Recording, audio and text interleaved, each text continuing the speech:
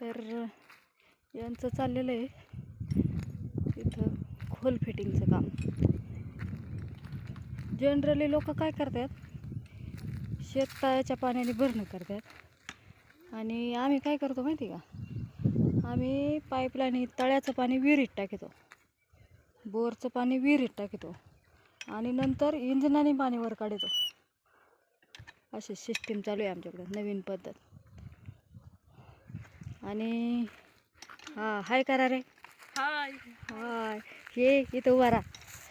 ही आमची ना वानर सेना आहे. यांनी कामं वानर सेनेचंच केलेलं आहे.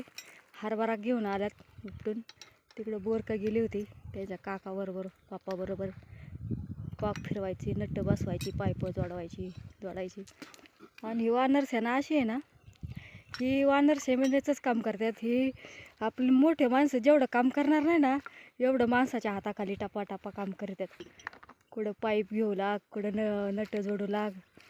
ह्या असल्या कामाला यांना लई इंटरेस्ट राहतो. आपलं काय म्हणणं आहे? आपलं काहीच म्हणणं नाही, माझं काम झालंय काय? हा. मग काय,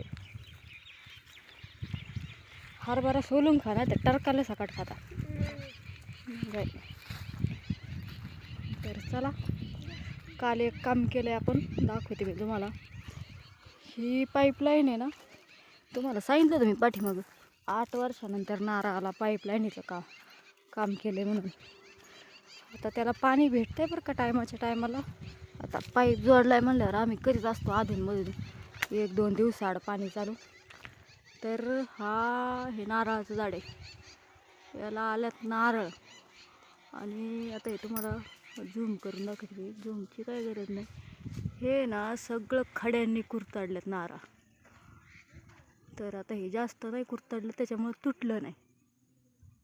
तर जास्त कुरतडलं असतं ना आणखीन थोडं, तर हे नारळ तुटून खाली पडलं असतं. आणि मग ह्या खड्या येऊ नये म्हणून काल यांनी हे काम केले. ह्या नारळाला आहे ना, हे 2 तेलाचं डबं कापून बसवल्यात. तर हे पुरत नव्हतं, तर याच्यात गॅप राहिला.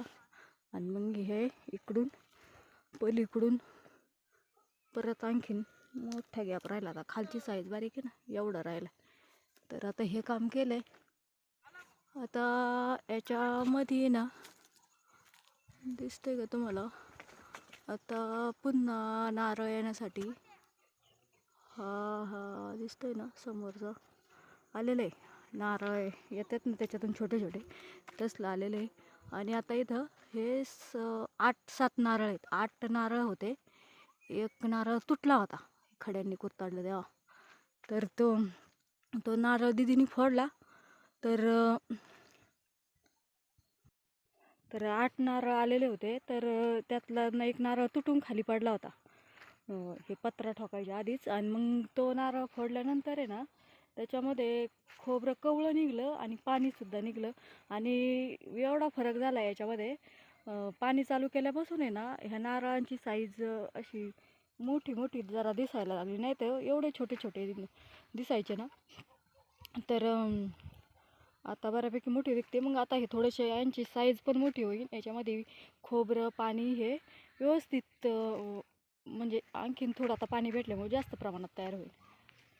तर गावरान नारळाचं झाड होतं, त्याच्यामुळे याला फळं यायला खूप उशीर लागला. आणि त्यानंतर पाणी पण नव्हतं याला, असं पावसाच्या याच्यावरच म्हणल्यावर मग आणखीन फळं यायला वेळ लागला याला. पण आता पाण्याची सोय केली म्हटल्यानंतर आता हे, आणि हे डबे ठोकल्यानंतर, आणि याच्या आधी ना 1-2 वर्षापासूनच याला नारळ येतात.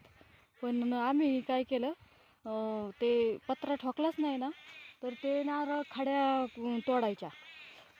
तोडायच्या आणि लहानपणीच मग ते कुरतडून खाली पडायचं, किंवा लहानपणीच म्हणजे ते नारळ गळून जायचे सगळे. मग आम्ही असा विचारच केला नाही की हे कशाने होत असेल काय. आणि मग आत्ता असाच एकदा विषय निघाल्यानंतर कुणीतरी सांगितलं का त्याच्या बुंदामध्ये खोडामध्ये ना खिळे ठोका. आणि खरोखरच फरक आहे बरं का त्या खिळ्याचा. 2च खिळे ठोकले तर हे नारळ गळालेच नाहीत. नाही तर याच्या आधी ना छोटे छोटे होते ना आपले खजुरा एवढे, म्हणजे त्या याच्यातून बाहेर निघले ना ते फुलासारखं त्याचा वार येतो, त्याच्यातून ते नारळ बाहेर आले ना 1 महिन्याच्या आतच गळून जायचे. आणि मग नंतर आम्ही पाहिलं खड्या पण कुरतडतात. आणि आणि खोड्या कुरताडल्याच्या नंतर म्हणलं खोड्या सगळ्याच नाही ना, असं म्हणजे ते गळून जायचे. असं आपलं कसं आंब्याचा याचा बारा आल्यानंतर गळायचं, कवळ्यापणीच नारळ गळून जातात. तर असं म्हणजे मग अशी चर्चा करताना कुणीतरी मला म्हणलं होतं की त्याच्या बुंद्यामध्ये ते हे ठोकलं ना खिळे, मग नारळ गळत नाही. म्हणून मग मी यांना म्हणलं, तर यांनी 2 खिळे ठोकले होते, तर हे नारळ गळाले नाही. आणि मग आता हे नारळ मोठे झाले तर पाहिलं की झालं याला आता ते गळायचे बंद झाले, तर खड्या कुरतडायला लागल्या. आणि मग त्याला काय पर्याय करायचा म्हणून हे ठोकले पत्रे, तर आलेले आहेत. तुम्ही का आले रिटर्न? चला म्हणा आता वावरातून येऊ जाऊन. आता का दिवसात आता 3 चक्रा मारून झाले सकाळ धरून तिकडे, आता काय जायची बघायला मला. चला नारळच काय काल आपण नारळाची फांद्या छाटल्या, हा, फांद्या छाटल्या. खड्या खात होत्या ना दही. आता तिकडे ठेवलंच नाही ना, असं तिकून आंब्यावरून इकडे येतात. हा, आता आणि याला पत्रा मारल्यामुळं खड्या काय वर जात नाही खारू. ही किती निभार आहे हो काय हे येतं तरी पण ही सुद्धा कुरताडले का? तुम्ही काढलंय ते असं साली काढताना? नाही नाही नाही ना ते. आणि हे तर किती वाच करल्यावानी केले. लय बस करले ना. आता ह्या याच्यामध्ये येत्यानच नारळ. आता 3 आहे ना, 3 कंबळ निघल्यात वरती. 3 कुठे आहे? मला तर एकच दिसले. इथे एक आहे, पलीकडून निघले एक. तर चला मंडळी, मी एकदम दिवस मावळायच्या टायमाला बसलेली वावरात येऊन निवांत. आता एवढं काम नाही काय नाही, त्याच्यामुळं पूर्ण रिलॅक्स टाईम असतो. हा पाठीमागं कांदा आहे, आता आलाच आहे आपला काढायला थोड्या दिवसामध्ये. 4-8 दिवसाच्या पुढे याला काढायला सुरुवात करावीच लागेल. पाहू शकता तुम्ही, पात बऱ्यापैकी त्याची पडलेली आहे.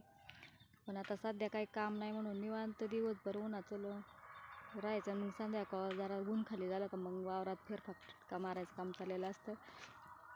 तर आज तर कुठलंच काम झालं नाही, व्हिडिओ नाही, शूटिंग नाही, काय नाही. घरातलं स्वयंपाक खाणं पाणी झालं. आबान ते आलेले होते माझे वडील, आणि ते नानू ट्रॅक्टरचा नांगर न्यायला आले होते ट्रॅक्टर घेऊन. मग तेच दिवसभर गप्पा मारल्या, जेवणं खावणं झाली.